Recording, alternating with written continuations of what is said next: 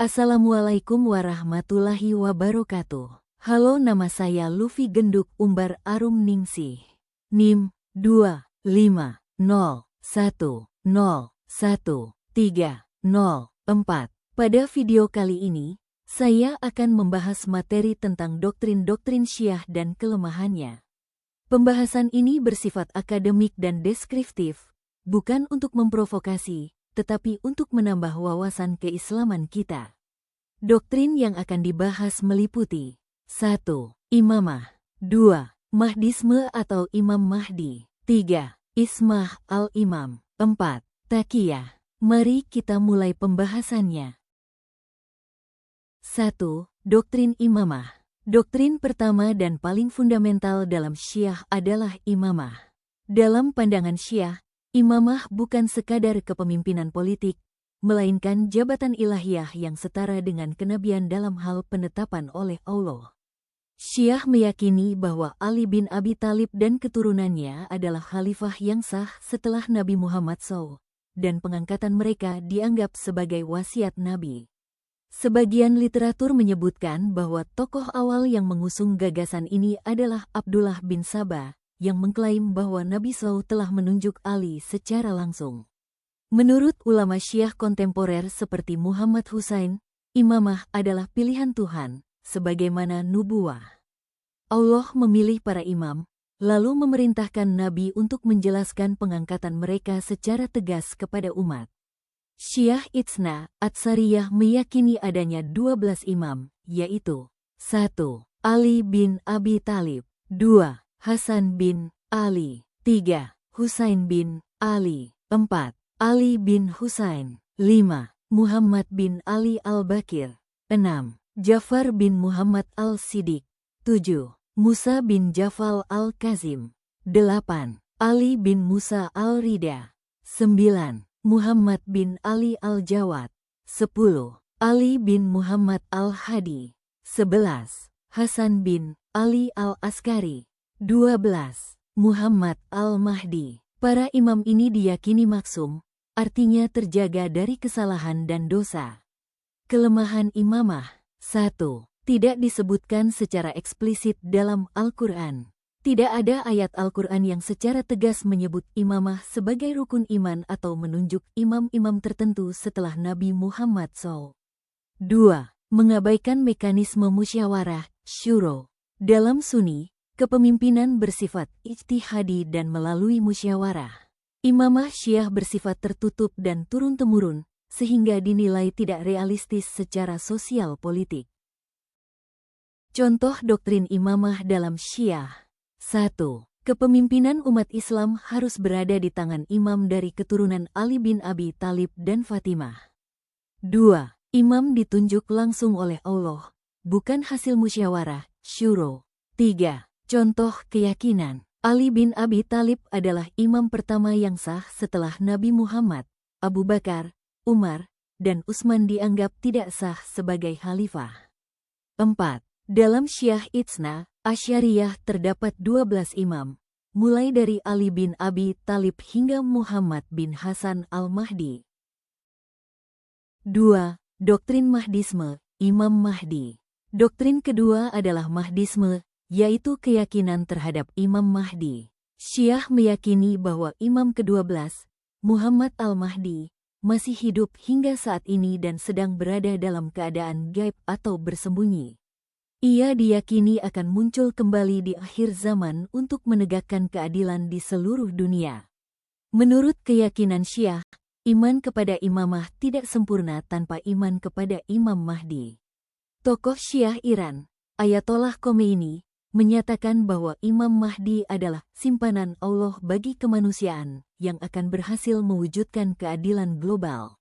Sementara itu, Ahlussunnah wal Jamaah juga meyakini akan datangnya Imam Mahdi di akhir zaman, tetapi tidak meyakini bahwa ia telah lahir dan bersembunyi sejak berabad-abad lalu. Kelemahan doktrin Mahdisme. 1. Tidak ada bukti historis kuat tentang kelahiran Imam ke-12. Sejumlah sejarawan mencatat tidak ada saksi kuat yang memastikan keberadaan anak Imam Hasan al-Askari. 2. Berpotensi melemahkan tanggung jawab sosial. Penantian Mahdi bisa melahirkan sikap pasif dan fatalistik, menunggu pemimpin ideal daripada membangun peradaban. Contoh doktrin Mahdisme Syiah. 1. Imam ke-12, Muhammad bin Hasan al-Mahdi, diyakini gaib, menghilang sejak abad ke-3 H2.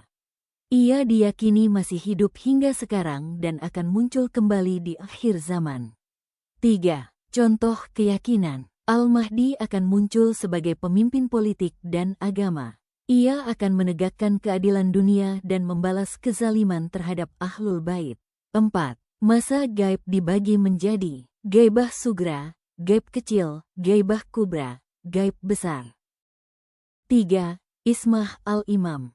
Doktrin ketiga adalah Ismah al-Imam, yaitu keyakinan bahwa para imam Syiah bersifat maksum. Mereka diyakini tidak pernah berbuat dosa, baik dosa kecil maupun besar, baik sengaja maupun tidak sengaja. Dalil yang sering digunakan adalah Qs. Al-Baqarah ayat 124, ketika Allah berfirman kepada Nabi Ibrahim bahwa janji kepemimpinan tidak diberikan kepada orang-orang zalim.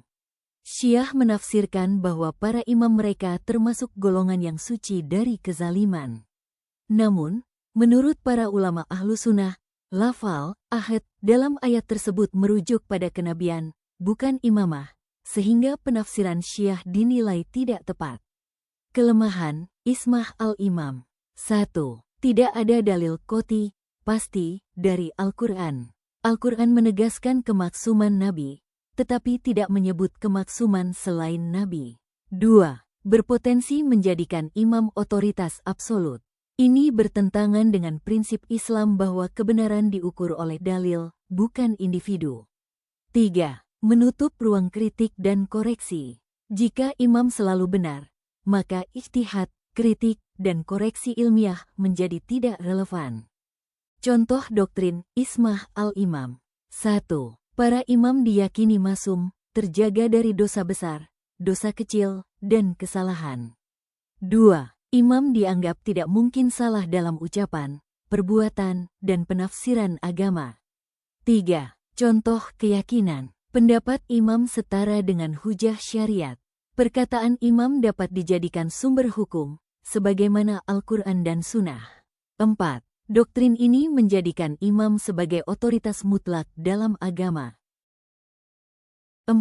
Doktrin taqiyah. Doktrin terakhir adalah taqiyah.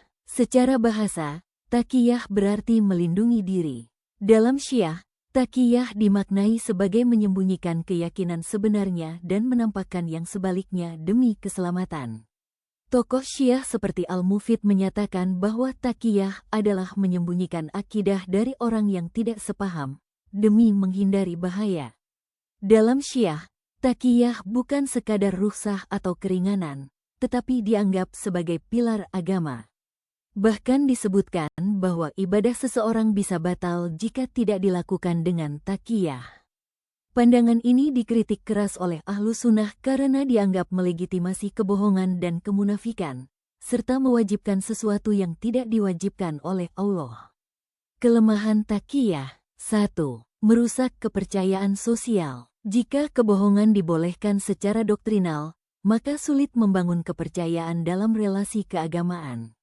2. Berpotensi disalahgunakan. Taqiyah bisa digunakan untuk membenarkan manipulasi, kebohongan, atau sikap tidak jujur dalam kondisi normal.